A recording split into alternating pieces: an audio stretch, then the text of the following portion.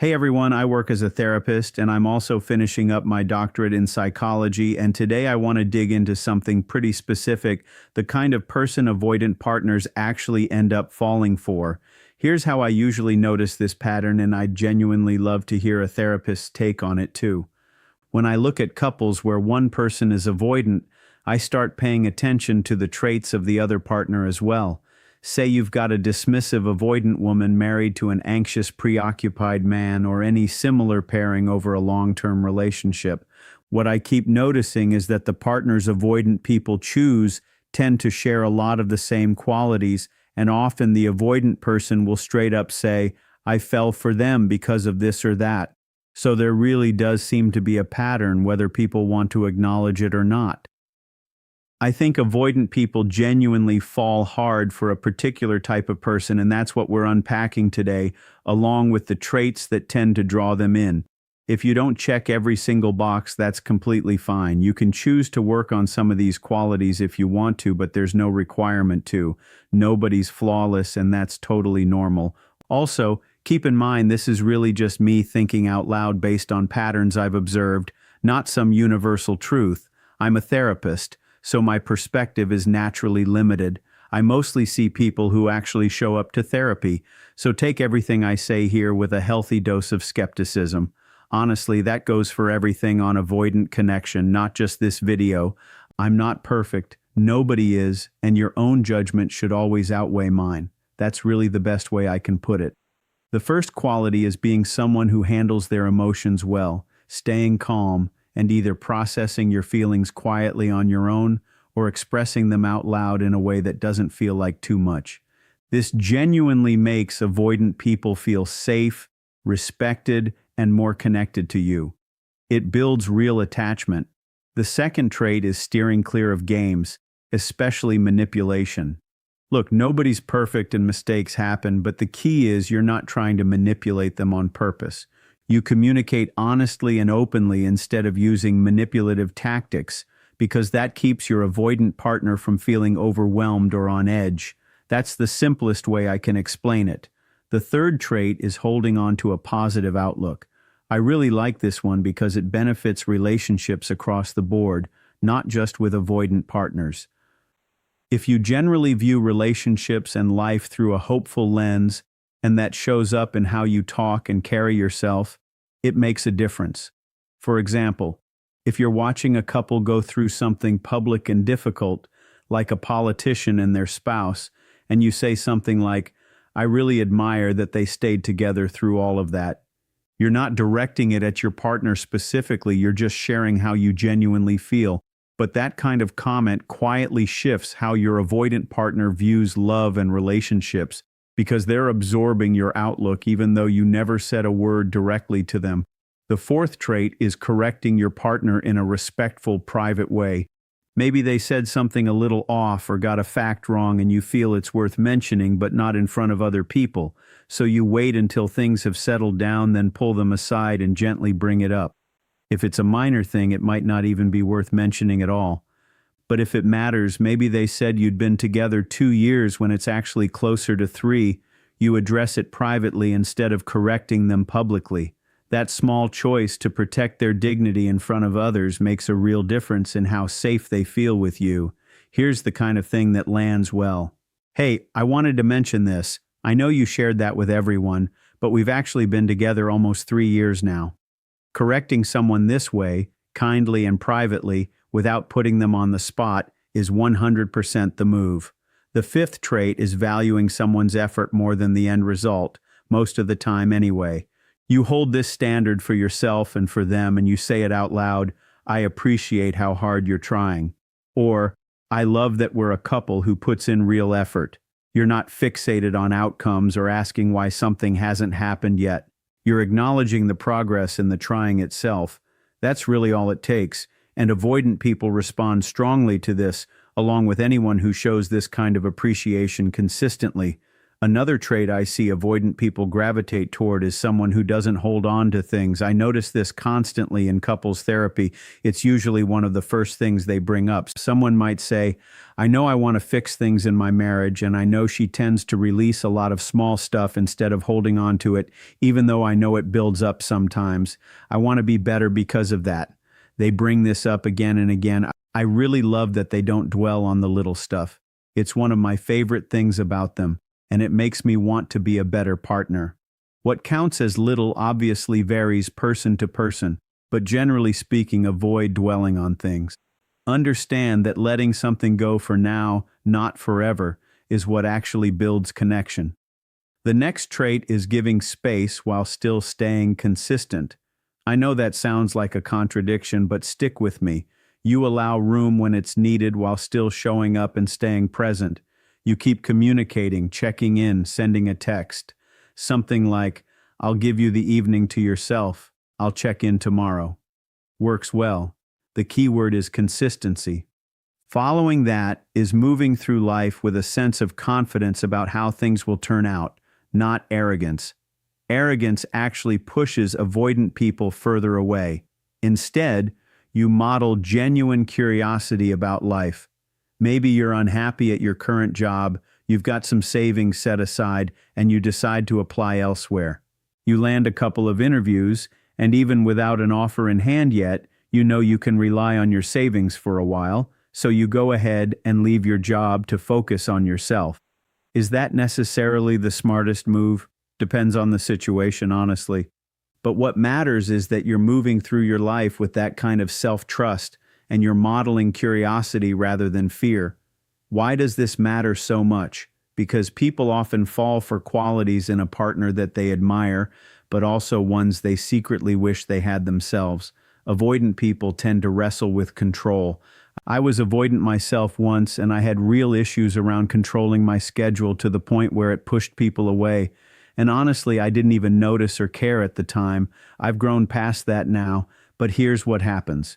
When someone models curiosity instead of control, it quietly teaches avoidant people that rigidity isn't the only option. They don't have to fear every outcome or grip everything so tightly. They don't have to operate from a my way and I know best mindset. They usually don't even like this part of themselves, but it's often the only way they've known how to function since childhood. So when they watch someone else move through life differently, especially if that person gets a good outcome, it plants a seed. It shows them there's another way to exist, and that means a lot to them. Next is validating their emotions, acknowledging how they feel in vulnerable moments without judging them for it, which builds real trust over time. Following that is being someone who's honest with them directly. This depends on how long you've been together, but plenty of avoidant people will openly say in therapy, I really respect that my partner tells me the truth as it is, and I trust their perspective. It doesn't need to happen constantly, just often enough to matter. The last one for today is actually talking about yourself, and I know a lot of you struggle with this. I see it constantly in session, and I read it in your comments too. You ask about their day, their life, you let them talk, but you rarely bring up your own experiences or you downplay them. Please make space to share parts of your own life too. Your experiences matter just as much. Expressing that also shows self-respect and self-belief, and it means you're not constantly centering your partner above yourself, which surprisingly can make them uncomfortable. Avoidant people genuinely dislike being placed on a pedestal. It feels unsettling to them. A lot of this traces back to childhood. Many of them were put on a pedestal early on, and I might explore that more another time, but I'll give you a quick personal example before moving on. I've mentioned before that my dad is avoidant, and growing up he taught me things like, don't show emotion, and similar messages. My parents divorced, and early on I mirrored a lot of my dad's patterns. Because of that, my mom, who leans anxious, became very attached to me and placed a lot of expectations on me, which only pushed me further away and became exhausting. But it was actually those expectations that ended up shaping what came next. Even though she was deeply attached to me, she was also, without realizing it, placing me on a pedestal, partly because she was trying to make up for what she never got from my dad, and subconsciously hoping she could reshape him through me. It didn't work. I withdrew, and that only made her more anxious. But she kept holding me up on this really elevated pedestal regardless. Here's the thing about being placed on a pedestal. Avoidant people experience this in a very specific way. Someone who's anxious, preoccupied usually can't fully grasp this because they haven't lived it themselves. But if you're avoidant, or you used to be, being put on a pedestal often translates subconsciously into, if I don't meet your expectations, you're going to react badly. That's genuinely the emotional experience, even though that's rarely what the other person actually means. When you put someone on a pedestal, you end up constantly chasing after them, expecting more and more, and becoming fixated on how they turn out. Even if you're not consciously thinking, if you're not exactly this way, I'll be upset. That underlying fear is still what avoidant people often feel based on past experience. I'm speaking from personal experience here, and many of you might discover your partners carry this same feeling. So, try not to elevate them onto a pedestal. Share pieces of yourself too. Your life matters just as much as theirs. You're equals in this relationship, not one above the other. The next trait is being non-judgmental. Avoidant individuals feel genuinely safe in spaces where they're not being judged, and that safety is what allows real trust to grow in a relationship. And the final trait is bringing new experiences into the relationship, doing something together that feels fresh, whether it's new for them, for you, or both. Try rock climbing, chess, anything really. This helps them see you in a different light and appreciate different sides of who you are, all without feeling like they're expected to change to fit some mold. So, let's quickly recap everything we covered. Manage your emotions well. Skip the games and manipulation. Keep a positive outlook. Correct your partner privately and kindly. Value their effort more than the outcome most of the time. Learn to let some things go. Little isn't really the perfect word for it, but you get the idea. Give space when it's needed while staying consistent and present. Move through life with confidence, curiosity, and steady presence. Validate their emotions in vulnerable moments. Be honest with them every so often. It helps build their trust in your perspective. Talk about your own life and goals sometimes too. Stay non-judgmental and bring new experiences into the relationship together. Just to clarify a few things I mentioned throughout this video, since some of you might be newer to these terms. When I talk about someone being avoidant, I'm referring to what's called an avoidant attachment style, which usually shows up as a tendency to pull away from closeness, downplay emotional needs, and feel uncomfortable with too much dependency or vulnerability in a relationship. Within that, there's a more specific type called dismissive avoidant, which describes someone who tends to suppress their emotions almost entirely, values independence to an extreme degree, and often convinces themselves they don't need close relationships as much as they actually do. It's less about not caring and more about having learned early on that relying on others wasn't safe or reliable. On the other end, I mentioned anxious preoccupied, which is a different attachment style altogether. This describes someone who craves closeness and reassurance, often worries about being abandoned or not being loved enough, and tends to seek a lot of validation from their partner. Where avoidant people tend to create distance to feel safe, anxious preoccupied people tend to seek closeness to feel safe, sometimes to the point of feeling overwhelmed by their own need for connection. These two styles often end up paired together in relationships, which is part of why I brought up that pattern earlier. I also used the term pedestal a few times, and what I mean by that is a situation where one partner places extremely high, often unrealistic expectations on the other person, sometimes idealizing them so much that the other person feels pressure to constantly perform or meet a certain standard just to keep the relationship stable. It's not always intentional or even conscious, but it creates a dynamic where the person on the pedestal feels like there's no room to be flawed or human without risking disappointment or conflict. And when I referenced control issues earlier, I was talking about a common pattern in avoidant attachment where someone feels a strong need to manage their environment, schedule, or decisions tightly, often as a way of protecting themselves from unpredictability or emotional overwhelm, rather than it being about power for its own sake. I hope breaking these down helps make the rest of the video easier to connect with, since understanding these terms really is the foundation for everything else we talked about today. When I mention not playing games or not manipulating your partner, I'm talking about any pattern where someone tries to influence another person's feelings, decisions, or behavior through indirect or dishonest means, rather than being upfront about what they want or need. This can look like guilt tripping, giving someone the silent treatment to punish them, exaggerating emotions to get a certain reaction, or saying one thing while doing another to keep someone off balance. It's usually less about malicious intent and more about not knowing how to communicate directly, but the effect on an avoidant partner is still the same. It makes them feel unsafe, unsure of where they stand, and more likely to withdraw even further. I also think it's worth explaining what I meant by modeling curiosity, since that phrase can sound a little abstract on its own. Basically, this means showing genuine openness and interest in life, in new experiences, in outcomes you can't fully predict or control, without needing everything to go exactly as planned.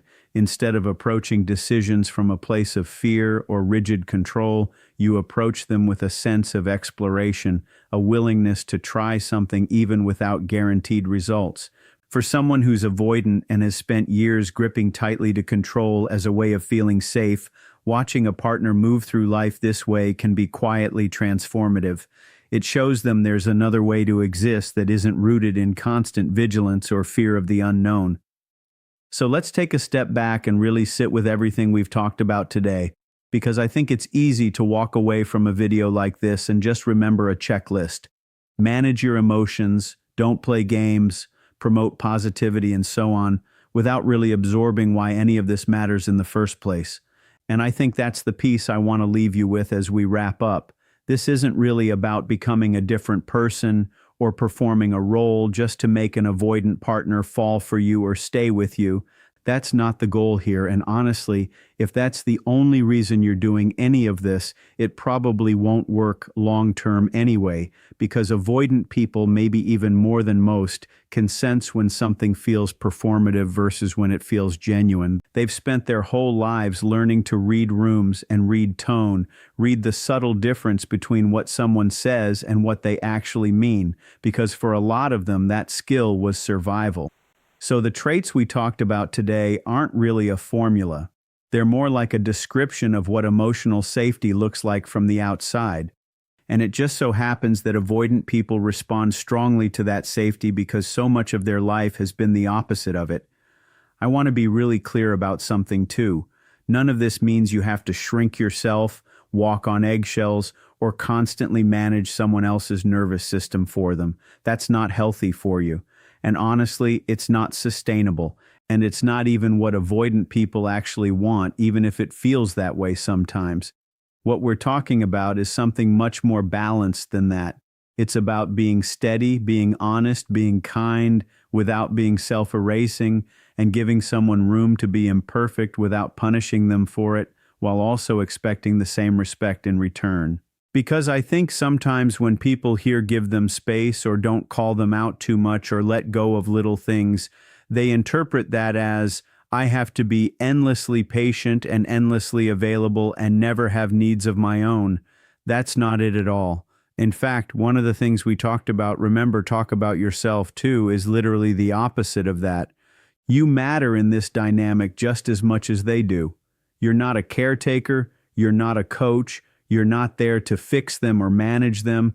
You're a partner, an equal, someone with your own inner life, your own needs, your own moments of vulnerability that deserve to be seen too. And I think that's really the heart of everything I've shared today, this idea of equality within the relationship rather than one person constantly accommodating the other.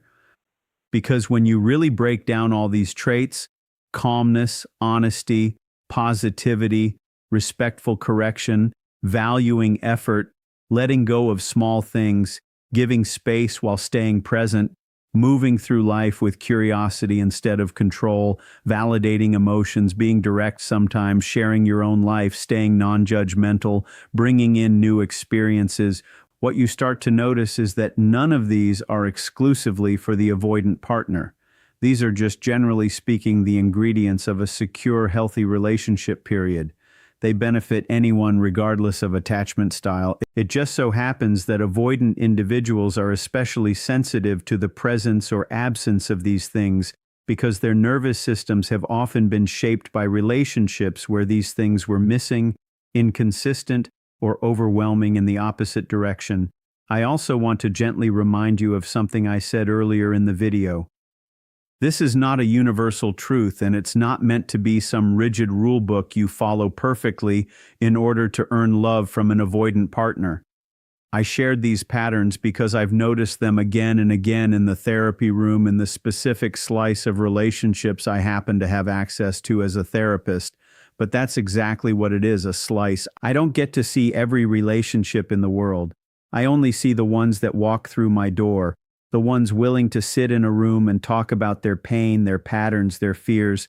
So please take everything I've said today and filter it through your own experience, your own relationship, your own partner's specific history and needs, because at the end of the day, you know your relationship far better than I ever could from the outside looking in through a screen.